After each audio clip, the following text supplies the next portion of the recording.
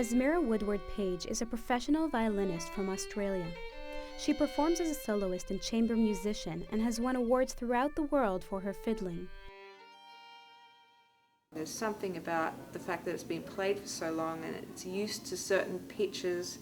It recognises those notes and it sort of opens up a whole sound world with colours that you can't get from an instrument that's just younger, simply younger. The wood in these violins hardens with time, creating more resonant sounds. Dan Courtney is the owner of a vintage guitar store. He says that ripened wood is also valuable in the violin's rebel-stringed cousin, the guitar. Nothing sounds like an old piece of 150-year-old mahogany. It's like a bell.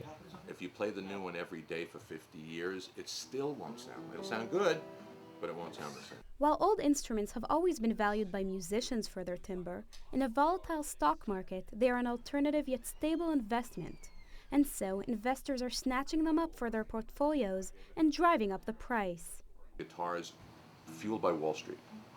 So, if you open up Architectural Digest, you'll see a guy's loft, and there'll be a 7-foot tall TV screen and modern furniture, and then next to that is a Martin, as a pre-war D45, and the guy doesn't, some heart surgeon who doesn't play it.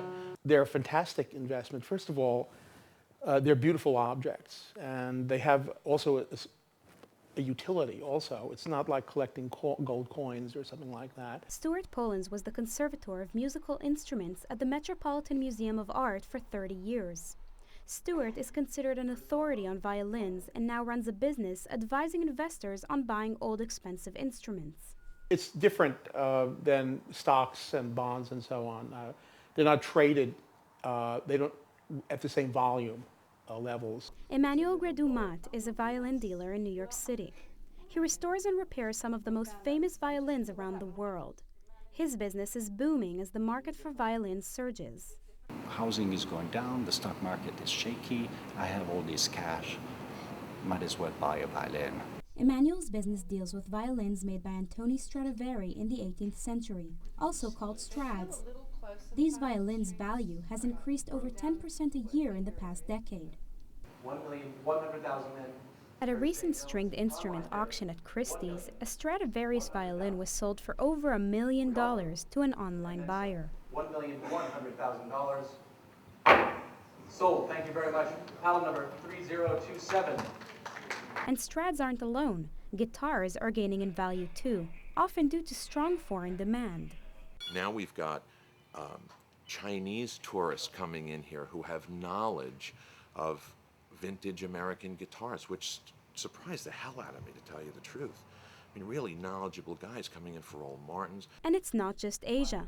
Everywhere that the dollar is weak attracts foreign buyers to America to shop for deals. 60% of Dan's customers are now European. We even take euros here to make it easier for them. It's one of those once-in-a-lifetime occurrences for a musician or a guy who wants a guitar can come over here and buy it for less money than I'm paying for it. This market may be music to investors' ears, but many musicians are unhappy. Carl Carlton is a professional rocker who performed with Robert Palmer and has seen the squeeze in the guitar market.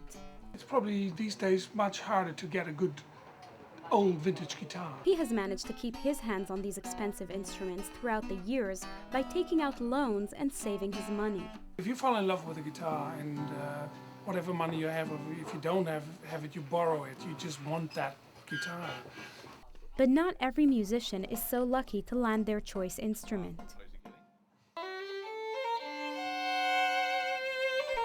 Some professional musicians like Asmira wind up playing on newer instruments. They're being priced out of the more expensive Stradivariuses that produce some of the finest sounds. Your ears hear that and you want that, and that costs $4 million. And even, the mid-range, is or even low range is $500,000. What do you do then? I mean, it's just impossible. Despite winning international prizes for her fiddling, Asmira could not swing a multi-million-dollar violin and bought her own violin for $28,000. While she is happy with her instrument, she knows that she could generate much richer sounds from an old Strad. It's really sad when someone wins a major prize and has to go off playing on an instrument that really isn't up to their ability. Sky-high prices for these instruments, combined with the most recent credit crunch, leaves musicians hard-pressed to finance their own instruments. One of the only ways around this is through sponsorship. In fact, 95% of professional musicians are sponsored. Sponsorship is where wealthy collectors and investors buy the instruments and then loan them to a musician.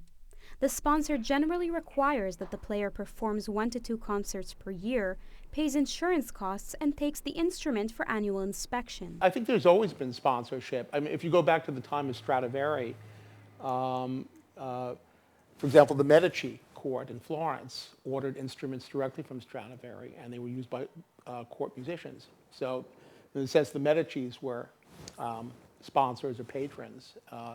They bought the instruments, and their musicians had the opportunity to use them.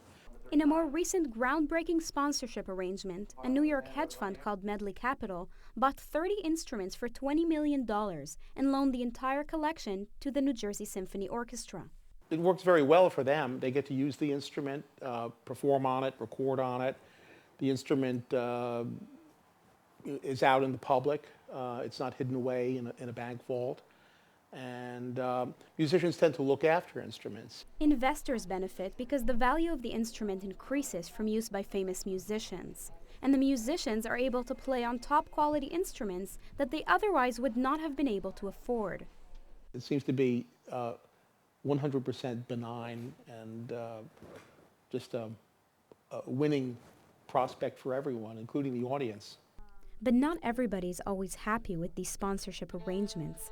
Sometimes there are strings attached, like asking musicians to play certain songs. Because of having to please certain people, certain bankers, certain foundations, certain competition, you have a certain conformity of the art of making music to be able to acquire this instrument, which is a pity for the listener.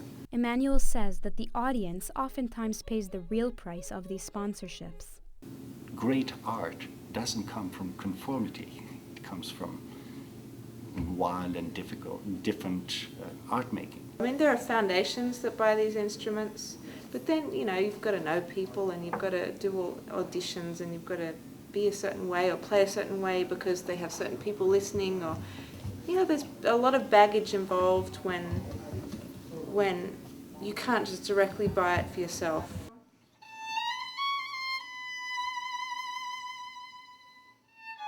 Asmira wanted an instrument she could call her own.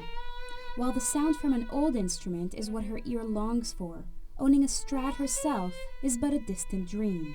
It's just the harsh reality that these instruments are going into the hands of non-musicians. For Columbia Television News, I'm Sivan Raviv.